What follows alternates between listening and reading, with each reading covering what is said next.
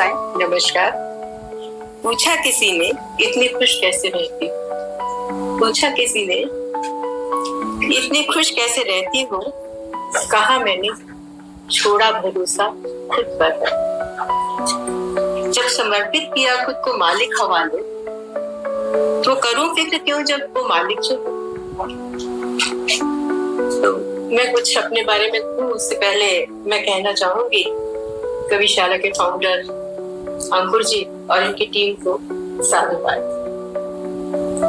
आज जीवन के अंतिम पड़ाव के अंतिम छोर पर खड़ी मैं यहाँ बोलने लायक खड़ी हूँ तो इनकी वजह से, अदरवाइज मैंने कभी सोचा भी नहीं था आज से 2 महीने पहले कि मैं कभी माइक पर दोबारा कभी बोलूंगी या कुछ कर पाऊंगी। तो इनकी टीम को और अंकुर जी को बहुत बहुत साधुवाद। तो हम तो देखिए कि जिंदगी का सूरज कब ढल रहा है, बचपन कब यौवन में बदल गया और प्राण सांझ ने कब अपनी बाहों में समेट लिया और बुढ़ापा कब आकर हमें समेट गया। हमें तो खबर ही ना हुई, हम तो जिंदगी का गुबार भी उठते रहे और वही जिंदगी समझते रहे। कुछ अनकही भावनाओं को शब्द देने की कोशिश की है, सफल हूं या नहीं ये आपकी प्रतिक्रिया बताएगी। तो बात जब वक्त की हो तब शब्द भी मौन हो जाते हैं, बात जब वक्त की हो तो शब्द भी मौन हो जाते हैं। तो वक्त रहते अगर तुम समझ जाते तो बात कुछ और हो। वक्त फिसल जाता है टहती चट्टानों की तरह, बस अहम को फिसलने देते तो बात कुछ और होती। फिक्रमंद तुम भी थे, फिक्रमंद तुम भी थे, लेकिन उस दिन थोड़ा और ठहर जाते तो बात कुछ और होती। कुछ मेरी सुनते, कुछ कहते अपनी भी, फिर रात की सहर कुछ और ही होती। वक्त तो दरिया है, बहकर निकल जाता है। अहम दहलीज पर छोड़कर आते तो शायद उम्र थोड़ी और ठहर जाती। न झटकी होती जो बाह, डूब जाते जो थोड़ा। आंखों की बरसात कुछ और ही ठहर, बात कुछ और होती, बात कुछ और। तो ये कहानी मेरे अपनी ही है। मैं फिरोजाबाद एक छोटे से शहर के इंडस्ट्रियल एरिया वहाँ के रहने वाली थी, तो वहीं जन्म हुआ और वहीं पढ़े लिखे सब कुछ। तो जब शादी हो गई, बहुत सारे साल निकल गए, तो मेरी माँ ने एक बार कहा था कि जब कभी उधर बाईपास रोड से निकलो तो अपने घर को देखती जाया करो, क्योंकि यूपी में रिवाज है कि जब घर 1-2 साल या 1-2-4 महीने खाली रह जाए तो लोग कब्जा कर लेते हैं। तो वो फिर उसके कुछ कमरे रेंट आउट कर दिए गए थे और कुछ बंद थे। तो मुझे बाईपास रोड से जब मैं निकल रही थी तो पहले ही हमारा घर पड़ता है, तो मैंने उधर देखने के लिए जब गई तो बेल हो गई और दरवाजा किसी और ने खोला। मुझे पहला झटका तब लगा, जिस घर में जिंदगी के 22 साल गुजारे थे, तो पहला झटका तब लगा।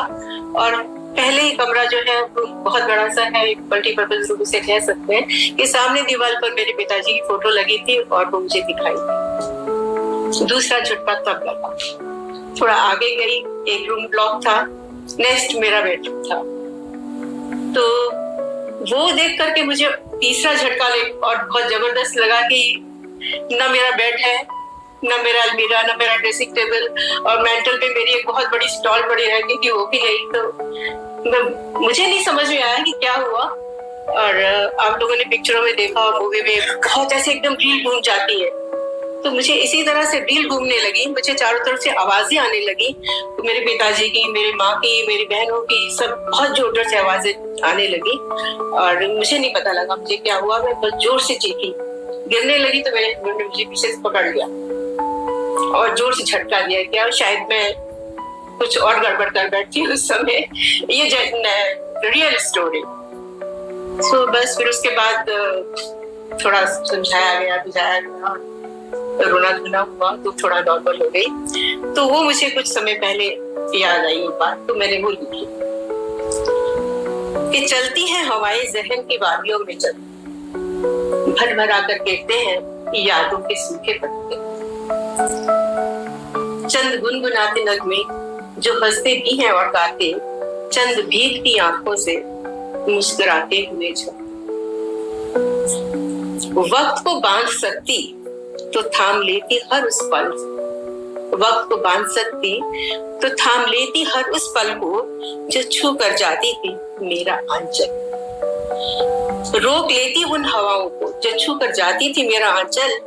पीपल की ठंडी छांव, बारिश की हल्की बूंद, मिट्टी की सौंधी खुशबू आज भी मेरे मन को सुकून देती है। एहसास ऐसा जैसे कल ही की बात हो, एहसास ऐसा जैसे कल ही की बात हो। गूंजती हैं आवाजें, गूंजती हैं आवाजें, कानों के पर्दे झनझनाती हैं। गूंजती हैं आवाजें, कानों के पर्दे झनझनाती हैं। गुनगुनाती सरसराती हवाएं कहती है शायद मेरे अपने यही कहीं। पनपती है खुशबू जर्रे जर्रे में उस चमन की, पनपती है खुशबू जर्रे जर्रे में उस चमन की, जहां फैली थी खुशियां मेरे बचपन की। पाई खुशियां बेइंतहा जिंदगी, पाई खुशियां बेइंतहा जिंदगी की राह में, मिली ना वो जन्नत जिसे ख्वाबों ने सजाया था। कर दो रोशन मेरी रूह को, जन्नते रास्ता दिखा रहा, कैसे जीते हैं मेरे अपने देखकर ख्वाबों में।